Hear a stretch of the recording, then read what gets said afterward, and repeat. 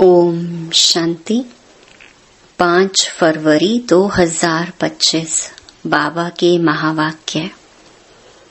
मीठे बच्चे, इस शरीर रूपी कपड़े को यहाँ ही छोड़ना है, इसीलिए इससे ममत्व मिटा दो। कोई भी मित्र संबंधी याद ना आए। प्रश्न: जिन बच्चों में योग बल है उनकी निशानी क्या होगी? उत्तर: उन्हें किसी भी बात में थोड़ा भी धक्का नहीं आएगा, कहाँ भी लगाव नहीं होगा। समझो आज किसी ने शरीर छोड़ा तो दुख नहीं हो सकता, क्योंकि जानते हैं इनका ड्रामा में इतना ही पार्ट था। आत्मा एक शरीर छोड़ जाए दूसरा शरीर लेगी। ओम शांति। यह ज्ञान बड़ा गुप्त है, इसमें नमस्ते भी नहीं करनी पड़ती। दुनिया में नमस्ते अथवा राम राम आदि कहते हैं, यहाँ ये सब बातें चल नहीं सकती, क्योंकि यह एक फैमिली है। फैमिली में एक दो को नमस्ते व गुड मॉर्निंग करें, इतना शोभता नहीं है। घर में तो खान पान खाया, ऑफिस में गया, फिर आया, यह चलता रहता है। नमस्ते करने की दरकार नहीं रहती। गुड मॉर्निंग का फैशन भी यूरोपियन से निकला है, नहीं तो आगे कुछ चलता नहीं था। कोई सत्संग में आपस में मिलते हैं तो नमस्ते करते हैं, पांव पड़ते हैं। यह पांव आदि पड़ना नम्रता के लिए सिखलाते हैं। यहाँ तो तुम बच्चों को देही अभिमानी बनना है। आत्मा को क्या करेगी? फिर भी कहना तो होता है, जैसे बाबा को कहेंगे बाबा नमस्ते। अब बाप भी कहते हैं, मैं साधारण ब्रह्मा तन द्वारा तुमको पढ़ाता हूँ, इन द्वारा स्थापना कराता हूँ। कैसे? सो तो जब बाप सम्मुख हो तब समझावे, नहीं तो कोई कैसे समझे। यह बाप सम्मुख बैठ समझाते हैं तो बच्चे समझते हैं। दोनों को नमस्ते करनी पड़े, बाप दादा नमस्ते। बाहर वाले अगर यह सुने तो मूंझेंगे कि यह क्या कहते हैं बाप दादा। डबल नाम भी बहुत मनुष्यों के होते हैं ना, जैसे लक्ष्मी नारायण अथवा राधे कृष्ण भी नाम है। यह तो जैसे स्त्री पुरुष इकट्ठे हो गए। अब यह तो है बाप दादा। इन बातों को तुम बच्चे ही समझ सकते हो। जरूर बाप बड़ा ठहरा। वह नाम भल डबल हैं, परंतु है तो एक ना। फिर दोनों नाम क्यों रख दिए हैं? अभी तुम बच्चे जानते हो यह रॉन्ग नाम है। बाबा को और तो कोई पहचान ना सके। तुम कहेंगे नमस्ते बाप दादा, बाप फिर कहेंगे नमस्ते जिस्मानी रूहानी बच्चे। परंतु इतना लंबा शोभता नहीं है। अक्षर तो राइट हैं। तुम अभी जिस्मानी बच्चे भी हो तो रूहानी भी हो। शिव बाबा सभी आत्माओं का बाप है, और फिर प्रजापिता भी जरूर है। प्रजापिता ब्रह्मा की संतान भाई बहन है। प्रवृत्ति मार्ग हो जाता है। तुम हो सब ब्रह्मा कुमार कुमारियां। ब्रह्मा कुमार कुमारियां होने से प्रजापिता भी सिद्ध हो जाता है। इसमें अंधश्रद्धा की कोई बात नहीं। बोलो, ब्रह्मा कुमारियों को बाप से वर्षा मिलता है, ब्रह्मा से नहीं मिलता। ब्रह्मा भी शिव बाबा का बच्चा है, सूक्ष्म वतनवासी ब्रह्मा विष्णु शंकर, यह है रचना। इन्हों का रचयिता है शिव। शिव के लिए तो कोई कह ना सके कि इनका क्रिएटर कौन। शिव का क्रिएटर कोई होता नहीं। ब्रह्मा विष्णु शंकर, यह है रचना। इन्हों के भी ऊपर है शिव, सब आत्माओं का बाप। अब क्रिएटर है तो फिर प्रश्न उठता है, कब क्रिएट किया? नहीं, यह तो अनादि है। इतनी आत्माओं को कब क्रिएट किया, यह प्रश्न नहीं उठ सकता। यह अनादि ड्रामा चला आता है, बेअंत है। इसका कभी अंत नहीं होता। ये बातें तुम बच्चों में भी नंबरवार समझते हैं। यह है बहुत सहज। एक बाप के सिवाय और किसी से लगाव ना हो। कोई भी मरे व जिए।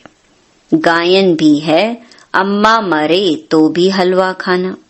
समझो कोई भी मर जाता है, फिक्र की बात नहीं होती, क्योंकि यह ड्रामा अनादि बना हुआ है। ड्रामा अनुसार उनको इस समय जाना ही था। इसमें कर ही क्या सकते हैं? जरा भी दुखी होने की बात नहीं। यह है योग बल की अवस्था। लॉ कहता है जरा भी धक्का नहीं आना चाहिए।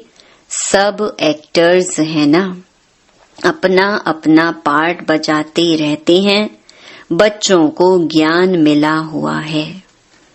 बाप से कहते हैं, हे परम पिता परमात्मा, आकर हमको ले जाओ। इतने सब शरीरों का विनाश कराए, सब आत्माओं को साथ में ले जाना, यह तो बहुत भारी काम हुआ।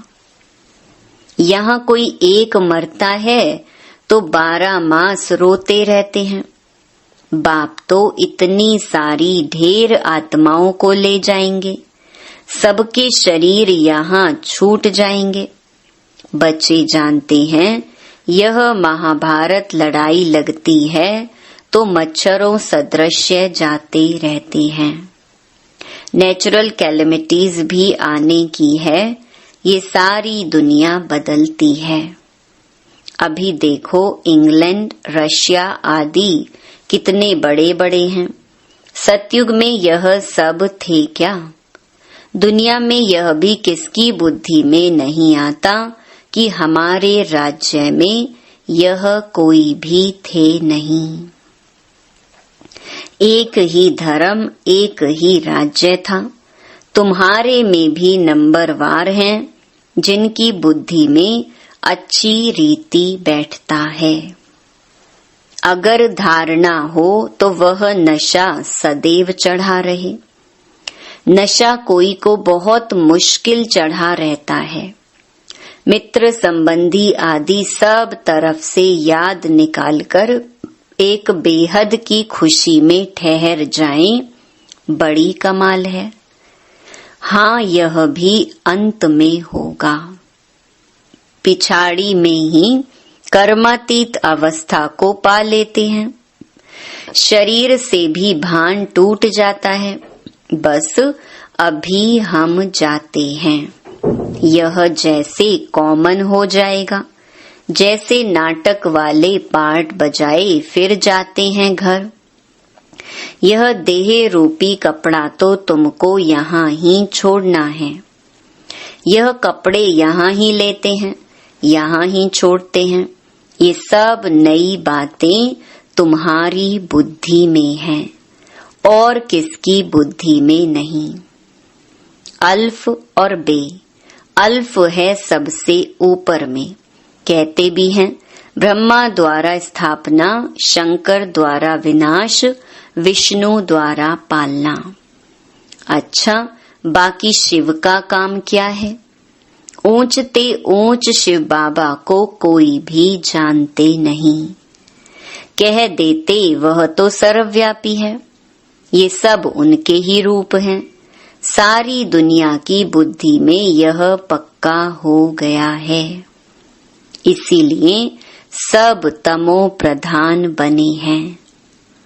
बाप कहते हैं सारी दुनिया दुर्गति को पाई हुई है, फिर हम ही आकर सबको सद्गति देते हैं। अगर सर्वव्यापी है तो क्या सब भगवान ही भगवान है? एक तरफ कहते ऑल ब्रदर्स, फिर कह देते ऑल फादर्स, समझते नहीं हैं। अब तुम बच्चों को बेहद का बाप कहते हैं, बच्चे मुझे याद करो तो तुम्हारे विकर्म विनाश होंगे। तुम्हें इस दादा को व मम्मा को भी याद नहीं करना है। बाप तो कहते हैं कि ना मम्मा ना बाबा कोई की महिमा कुछ भी नहीं। शिव बाबा ना होता तो यह ब्रह्मा भी क्या करता? इनको याद करने से क्या होगा? हाँ, तुम जानते हो इन द्वारा हम बाप से वर्षा ले रहे हैं। इनसे नहीं, यह भी उनसे वर्षा लेते हैं, तो याद उनको करना है। यह तो बीच में दलाल है। बच्चे और बच्ची की सगाई होती है, तब याद तो एक दूसरे को करेंगे ना। शादी कराने वाला तो बीच में दलाल ठहरा। इन द्वारा बाप तुम आत्माओं की सगाई अपने साथ कराते हैं। इसीलिए गायन भी है सतगुरु मिला दलाल के रूप में। सतगुरु कोई दलाल नहीं है, सतगुरु तो निराकार है। भल गुरु ब्रह्मा गुरु विष्णु कहते हैं, परंतु वह कोई गुरु है नहीं। सतगुरु एक बाप ही है जो सर्व की सद्गति करते हैं। बाप ने तुमको सिखाया है, तब तुम औरों को भी रास्ता बताते हो और सबको कहते हो कि देखते हुए भी नहीं देखो। बुद्धि शिव बाबा से लगी रहे। इन आँखों से जो कुछ देखते हो कब्र दाखिल होना है। याद एक बाप को करना है, ना कि इनको। बुद्धि कहती है इनसे थोड़ी वर्षा मिलेगा। वर्षा तो बाप से मिलना है, जाना भी बाप के पास है। स्टूडेंट को थोड़े ही याद करेंगे, स्टूडेंट तो टीचर को याद करेंगे ना। स्कूल में जो तीखे बच्चे होते हैं वह फिर औरों को भी उठाने की कोशिश करते हैं। बाप भी कहते हैं एक दो को ऊंचा उठाने की कोशिश करो, परंतु तकदीर में नहीं है तो पुरुषार्थ भी नहीं करते हैं। थोड़े में ही राजी हो जाते हैं। समझाना चाहिए, प्रदर्शनी में बहुत आते हैं। बहुतों को समझाने से उन्नति बहुत होती है। निमंत्रण देकर मंगाते हैं तो बड़े बड़े समझदार आदमी आते हैं। बिगर निमंत्रण से तो कई प्रकार के लोग आ जाते हैं, क्या क्या उल्टा सुल्टा बकते रहते हैं। रॉयल मनुष्यों की चाल चलन भी रॉयल होती है। रॉयल आदमी रॉयल्टी से अंदर घुसेंगे। चलन में भी बहुत फर्क रहता है। उनमें चलने की बोलने की कोई फजीलत नहीं रहती। मेले में तो सभी प्रकार के आ जाते हैं, किसको मना नहीं की जाती है। इसीलिए कहाँ भी प्रदर्शनी में निमंत्रण कार्ड पर मंगाएंगे तो रॉयल अच्छे अच्छे लोग आएंगे। फिर वह औरों को भी जाकर सुनाएंगे। कभी फीमेल्स का प्रोग्राम रखो तो सिर्फ फीमेल्स ही आकर देखें, क्योंकि कहाँ कहाँ फीमेल्स बहुत पर्दे नशीन होती हैं। तो सिर्फ फीमेल्स का ही प्रोग्राम हो, मेल कोई भी ना आए। बाबा ने समझाया है, पहले पहले तुमको यह समझाना है कि शिव बाबा निराकार है। शिव बाबा और प्रजापिता ब्रह्मा दोनों बाबा हुए। दोनों एक रस तो हो ना सके। जो दोनों बाबाओं से वर्षा मिले, वर्षा दादे का या बाप का मिलेगा। दादे की मिल्कियत पर हक लगता है।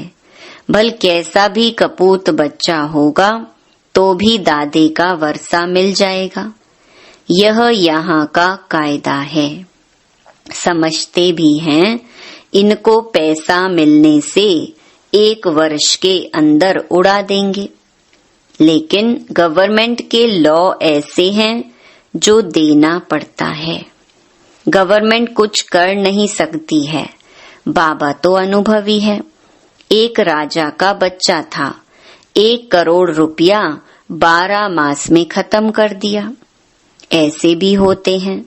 शिव बाबा तो नहीं कहेंगे कि हमने देखा है, यह दादा कहते हैं हमने बहुत ऐसे मिसाल देखे हैं। यह दुनिया तो बड़ी गंदी है। यह है ही पुरानी दुनिया, पुराना घर। पुराने घर को हमेशा तोड़ना होता है। इन लक्ष्मी नारायण के राजाई घर देखो कैसे फर्स्ट क्लास हैं। अभी तुम बाप द्वारा समझ रहे हो और तुम भी नर से नारायण बनते हो। यह है ही सत्य नारायण की कथा। यह भी तुम बच्चे ही समझते हो। तुम्हारे में भी पूरे फ्लावर्स अभी बने नहीं हैं। इसमें रॉयल्टी बड़ी अच्छी चाहिए। तुम उन्नति को दिन प्रतिदिन पाते रहते हो, फ्लावर्स बनते जाते हो। तुम बच्चे प्यार से कहते हो बाप दादा। यह भी तुम्हारी नई भाषा है जो मनुष्यों की समझ में नहीं आ सकती। समझो बाबा कहाँ भी जाए तो बच्चे कहेंगे बाप दादा नमस्ते। बाप रिस्पॉन्ड देंगे रूहानी जिस्मानी बच्चों को नमस्ते।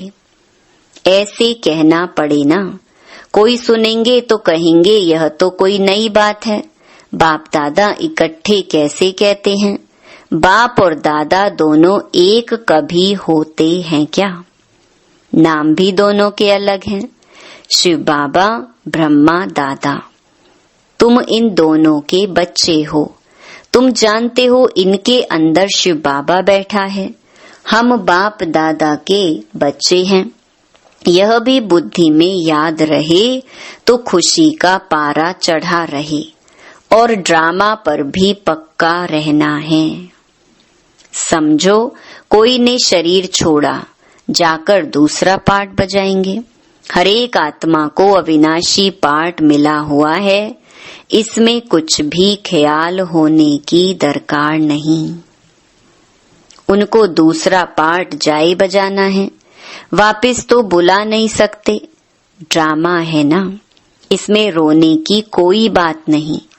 ऐसी अवस्था वाले ही निर्मोही राजा जाकर बनते हैं। सतयुग में सब निर्मोही होते हैं। यहाँ कोई मरता है तो कितना रोते हैं। बाप को पा लिया तो फिर रोने की दरकार ही नहीं। बाबा कितना अच्छा रास्ता बताते हैं। कन्याओं के लिए तो बहुत अच्छा है। बाप फालतू पैसे खर्च करे और तुम जाकर नर्क में पड़ो। इससे तो बोलो हम इन पैसों से रूहानी यूनिवर्सिटी कम हॉस्पिटल खोलेंगे। बहुतों का कल्याण करेंगे तो तुम्हारा भी पुण्य हमारा भी पुण्य हो जाएगा। बच्चे खुद भी उत्साह में रहने वाले हो कि हम भारत को स्वर्ग बनाने के लिए तन मन धन सब खर्च करेंगे। इतना नशा रहना चाहिए। देना हो तो दो, ना देना हो तो ना दो। तुम अपना कल्याण और बहुतों का कल्याण करने नहीं चाहते हो। इतनी मस्ती होनी चाहिए। खास कुमारियों को तो बहुत खड़ा होना चाहिए। अच्छा, मीठे मीठे सिकिलधे बच्चों प्रति माता पिता बाप दादा का याद प्यार और गुड मॉर्निंग। रूहानी बाप की रूहानी बच्चों को नमस्ते। धारणा के लिए मुख्य सार। पहला, अपनी चाल चलन बहुत रॉयल रखनी है। बहुत फजीलत से बातचीत करनी है। नम्रता का गुण धारण करना है। दूसरा, इन आँखों से जो कुछ दिखाई देता है ये सब कब्र दाखिल होना है, इसीलिए इसको देखते भी नहीं देखना है। एक शिव बाबा को ही याद करना है, किसी देहधारी को नहीं। वरदान, मास्टर ज्ञान सागर बन, गुड़ियों का खेल समाप्त करने वाले, स्मृति सो समर्थ स्वरूप भव। जैसे भक्ति मार्ग में मूर्ति बनाकर पूजा आदि करते हैं, फिर उन्हें डुबो देते हैं, तो आप उसे गुड़ियों की पूजा कहते हो। ऐसे आपके सामने भी जब कोई निर्जीव आसार बातें ईर्ष्या, अनुमान, आवेश आदि की आती हैं और आप उनका विस्तार कर अनुभव करते या कराते हो कि यही सत्य है, तो यह भी जैसे उनमें प्राण भर देते हो। फिर उन्हें ज्ञान सागर बाप की याद से बीती सो बीती कर स्व उन्नति की लहरों में डुबोते भी हो, लेकिन इसमें भी टाइम तो वेस्ट जाता है ना। इसीलिए पहले से ही मास्टर ज्ञान सागर बन, स्मृति सो समर्थी भव के वरदान से इन गुड़ियों के खेल को समाप्त करो। स्लोगन, जो समय पर सहयोगी बनते हैं उन्हें एक का पदम गुणा फल मिल जाता है। अव्यक्त इशारे, एकांत प्रिय बनो, एकता और एकाग्रता को अपनाओ। जो भी राजनेताएं व धर्म नेताएं हैं उन्हों को पवित्रता और एकता का अनुभव कराओ। इसी की कमी के कारण दोनों सत्ताएं कमजोर हैं। धर्म सत्ता को धर्म सत्ताहीन बनाने का विशेष तरीका है पवित्रता को सिद्ध करना और राज्य सत्ता वालों के आगे एकता को सिद्ध करना। अच्छा, ओम शांति।